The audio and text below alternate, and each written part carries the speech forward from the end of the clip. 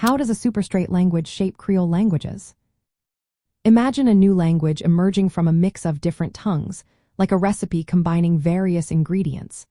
That's what happens with Creole languages, and the superstrate language plays a big role in this process.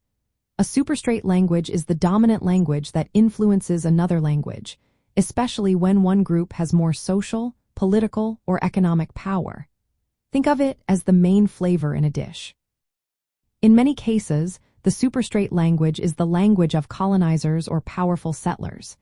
It supplies most of the words or vocabulary for the new Creole.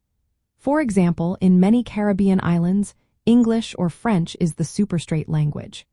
These languages give the Creole most of its words, so it sounds familiar to speakers of those languages. But the story doesn't end with vocabulary. The grammatical rules, like how sentences are built or how verbs change, often come from the substrate languages. Substrate languages are the native languages of the local or subordinate populations. They influence how the Creole sounds and how sentences are formed. So, while the words might come from the superstrate language, the way sentences are put together can be very different. For instance, Haitian Creole uses many French words because French is the superstrate language.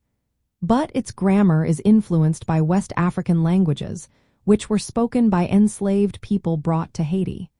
This mix creates a language that has French vocabulary but a different sentence structure. To put it simply, the superstrate language is like the source of the words, while the substrate languages shape the grammar and pronunciation. The result is a language that sounds similar to the superstrate but has its own unique features. This explains why creoles often resemble European languages in vocabulary but have distinct grammatical patterns. Understanding how the superstrate language influences creoles helps us see how languages change and adapt through contact. It also shows how culture and history shape the way people communicate. When you listen to a Creole, you're hearing a story of contact, power, and blending that creates something new and vibrant.